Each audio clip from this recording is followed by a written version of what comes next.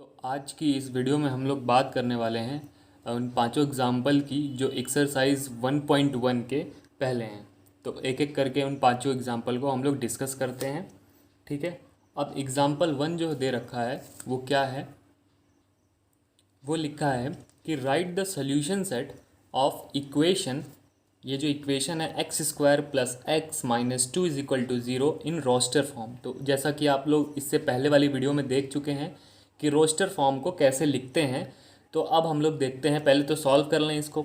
तो इसको स्प्लिट कर लें, पहले इसका सोल्यूशन देखें क्या होगा। तो इसके दो आएंगे सोल्यूशन, क्योंकि पावर इसकी सबसे ज़्यादा क्या है, टू है। ठीक है, क्वाड्रेटिक इक्वेशन है। तो अगर हम बात करते हैं तो इसके जो दो टर्म्स आएंगे, दो वैल्यूज़ आएंगी, वो आएंगी 1 और -2 आएंगी। ठीक है। तो इसको स्प्लिट जब हम लोग करेंगे, इस इक्वेशन को हम लोग जब स्प्लिट करेंगे तो इसका फैक्टर करने के बाद आएगा हमारे पास x-1। ठीक है, एक तो ये आ गया हमारे पास x-1, क्योंकि फैक्टर उसका 1 है। और दूसरा आ जाएगा जब ऐसा करेंगे तो x+2। ठीक है, ये दो फैक्टर में हम इसको डिवाइड कर सकते हैं। दो फैक्टर कर दिए, इससे जो सोल्यूशन आएगा वो आएगा एक 1 और एक -2। तो जो इसका सेट बनेगा उसमें क्या आएगा, 1 और -2 आएगा। ठीक है। तो क्या लिखना था, सोल्यूशन सेट लिखना था। इस इक्वेशन का रोस्टर फॉर्म में लिख दिया, ये रहा आंसर। ठीक है, तो सिंपल सा था काफ़ी। ठीक है। तो और इसका फैक्टर करना आप लोग जानते हैं, 9-10 क्लास में सिखाया जा चुका है। अगर नहीं आता है आप लोग को तो 10 क्लास की हमारी वीडियोस देख लीजिए। ठीक है, या इसके अलावा भी कोई क्वेरीज हो तो कमेंट सेक्शन में हमें लिख कर बताइए, वो हम आपकी सॉल्व कर देंगे।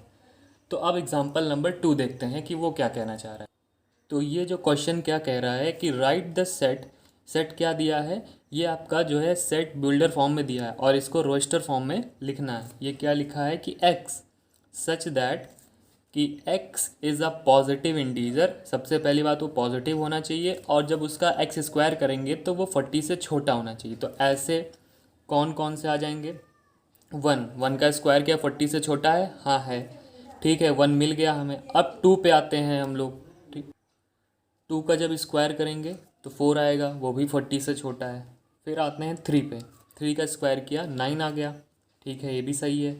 4 का स्क्वायर 16, अभी भी 40 से छोटा है, आगे जा सकते हैं। 5 का स्क्वायर 25, ठीक है, अभी भी आगे जा सकते हैं। 6 का स्क्वायर हो जाएगा 36। ठीक है, अब 7 का स्क्वायर जो है वो क्या हो जाएगा 49। तो अब हम लोग आगे नहीं जा सकते। तो इस जो ये हमारा सेट बिल्डर फॉर्म लिखा है, इसका जब रोस्टर बदलेंगे तो वो ये चीज़ हमारे पास आ जाएगी। ठीक है, तो ये रहा इसका सोल्यूशन। इस तरीके से करते हैं। अब हम लोग देखते हैं एग्जाम्पल नंबर 3। तो एग्जाम्पल नंबर जो 3 है वो क्या कह रहा है कि write the set A. Set ए में क्या है, 1, 4, 9, 16, 25 एंड सो ऑन। इसको किस में लिखना है, सेट बिल्डर फॉर्म में लिखना है। तो ये जो नंबर्स की तरफ ज़रा देखो, ये क्या है, 1, 4, 9, 16, 25। देखो ये क्या दिख रहा है, 1 का स्क्वायर, 2 का स्क्वायर, 3 का स्क्वायर, 4 का स्क्वायर, 5 का स्क्वायर एंड सो ऑन। मतलब ऐसे ही चीज़ें आगे चलती ही चली जाएंगी। तो इसका मतलब अगर मैं इसको लिख दूँ किस फॉर्म में हमें लिखना है, सेट बिल्डर फॉर्म में लिखना है, तो ए इसमें क्या आएगा, एक्स ले लेते हैं, मान लिया एक्स सच दैट। अब एक्स के बारे में बता देंगे कि एक्स क्या है, x is the square of a natural numbers.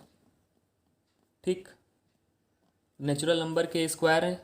ठीक है, और जो है यहाँ पे लिमिट नहीं लगाई नेचुरल नंबर में, क्यों, क्योंकि यहाँ पे सो ऑन है, मतलब ये चलता चला जाएगा। अगर कुछ होता, जैसे यहाँ पे सिर्फ 5 तक होता तो हम यहाँ लिमिट लगा देते, नेचुरल नंबर अप टू 5 लिख सकते हैं। ठीक है, अब इसी चीज़ को और अगर हम थोड़ा सा सही से लिख दें तो इसको ऐसे भी लिखा जा सकता है कि x such that x is equal to n square. ठीक, जहाँ पर वो n क्या होना चाहिए, नेचुरल नंबर होना चाहिए। ठीक है, जैसे कि नेचुरल नंबर यहाँ पे है 1 लिया, 1 का स्क्वायर किया तो यहाँ पे आ जाएगा। 2 लिया तो वो x2 का स्क्वायर है, इसका मतलब इस सेट में वो आ जाएगा क्या, तुम्हारा 4 आ जाएगा। जब हम लेते हैं 3, नेचुरल नंबर लेते हैं 3, तो उसका स्क्वायर करेंगे 9 आएगा, वही x होगा, और इस सेट में सारे एलिमेंट्स क्या हैं, वो x हैं, तो 9 भी आ जाएगा। ठीक है। सिमिलरली अगर हम 4 की तरफ जाएं, ठीक है, 4 भी एक नेचुरल नंबर है, तो ये सेटिस्फाई हो गया।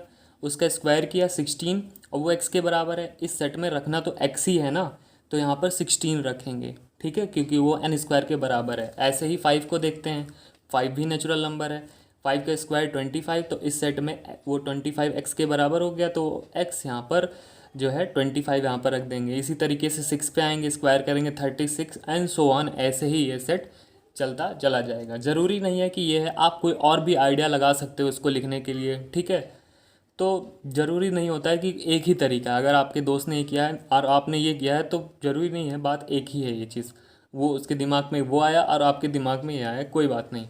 एक चीज़ करने के काफ़ी तरीके हो सकते हैं मैथ में। तो अब हम लोग क्वेश्चन नंबर या कह लें एग्ज़ाम्पल नंबर 4 की तरफ चलते हैं, जो इस बुक का है।